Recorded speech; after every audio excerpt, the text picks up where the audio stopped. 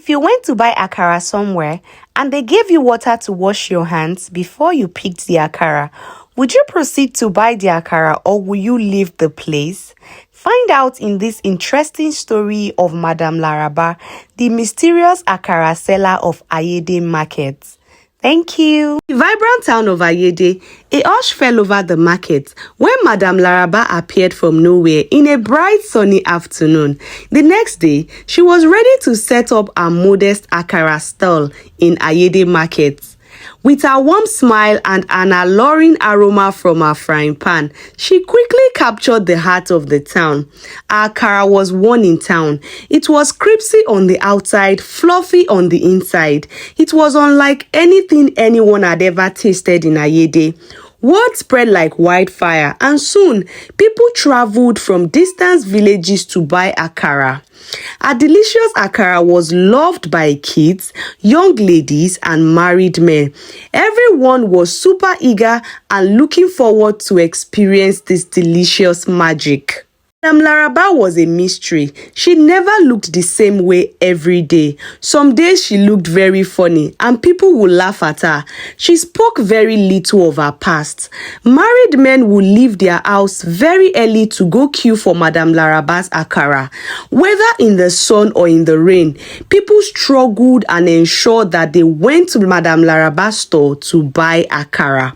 In Ayede started getting worried. They started questioning and fighting with their husbands about the sudden desire for a strange woman's akara. Rumors started spreading. Who is this mysterious woman? Where has she come from? Who are her family members? Why is everybody suddenly craving her akara? People say that once you taste Madame Laraba's akara, if you don't eat it in a day, you won't be alright. And this is why everybody that has tasted her akara always struggled to go back to her store to have a taste of the akara. Despite the rumors that surrounded Madame Laraba, no one could resist the call for her akara. Crowds formed daily. Rich men and women packed their cars and queued for long hours, struggling to buy akara. There was something very unique about her store. You have to pick the akara yourself with a fork. And before you pick akara from her, there is always water for you to wash your hands. Everyone who came to buy akara from her must wash their hands before picking akara from a tray. We had anybody that resisted, she would tell them, "Don't you know that cleanliness is next to godliness?" With a warm smile, they will proceed to wash their hands and pick from the akara tray. Long lines filling the streets daily, Ayede became a very popular market. Businesses started coming to Ayede, all in the name of Madame Laraba. Market women were selling and everybody was excited. Everyone was eager and waiting for a chance to taste Madame Laraba's akara. As her fame grew, so did the whispers of envy. Everyone who sold akara in Ayede before Madame came was suddenly out of business. Nobody was interested in their akara anymore. They were so sad, but anyways, they had no choice than to succumb to Madame Laraba's success. During this story, please take a minute to subscribe to my channel. Thank you very much. Evening, a curious girl named Eniola, determined to uncover the source of Madame Laraba's success, decided to follow her after closing. She trailed her to an old shadowy house on the outskirts of town, hidden beneath the branches of ancient trees. Peeping through a cracked window, Eniola saw Madame Laraba, and immediately she saw Madame Laraba, she gasped at the sight of Madame Laraba. Madame Laraba quickly noticed this and went outside to check. Eniola got very scared and she ran as fast as her legs can take her. As she was running, her hair tie fell on the way, and Eniola ran till she got home. After this first failed attempt, Eniola was determined to try again. She wanted to uncover the secrets of this sudden success of Madame Laraba, and then she decided to patronize her one day. Madame Laraba continued her normal business, selling akara to people from far and wide, making name for herself and become suddenly rich. I went to Madame Laraba's store to buy akara, and she discovered the water used for washing hands. This was a bit strange to her.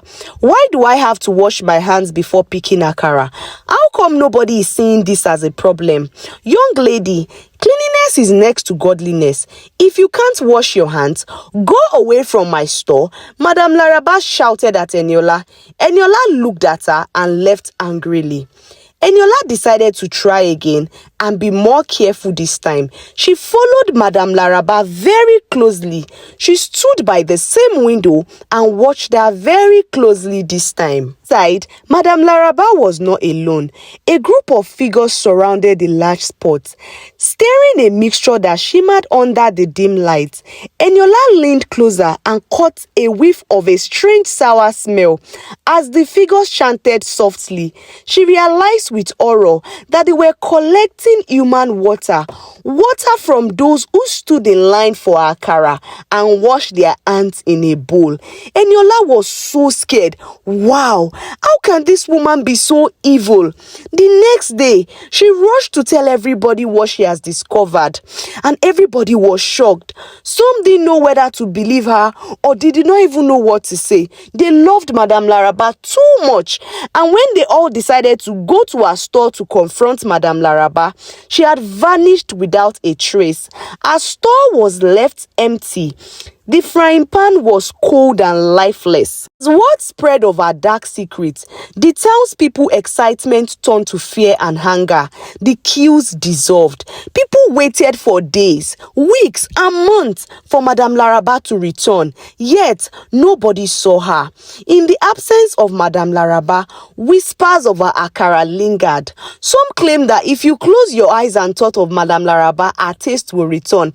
Everybody who sold akara in Ayede village struggled to achieve the same taste as Madame Laraba, but nobody was able to achieve it.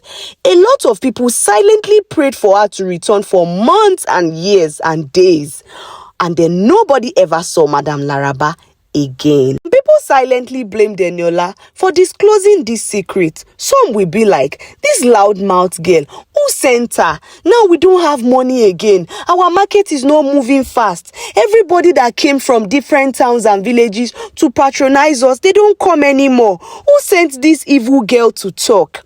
So guys, the market became a shadow of its former self, haunted by the memory of Madame Laraba, the enigmatic seller whose legacy would forever remain intertwined with both magic and mystery. So let me know in the comment section what you think. Do you think Eniola should have kept this secret to herself, or should she have left Madame Laraba to continue selling and bringing markets and businesses to Ayede town? Let me know what you think in the comment section. Bye. Thank you so much. If you enjoyed this video, don't forget to like, subscribe, and share this channel. Bye. See you in my next video. Thank you.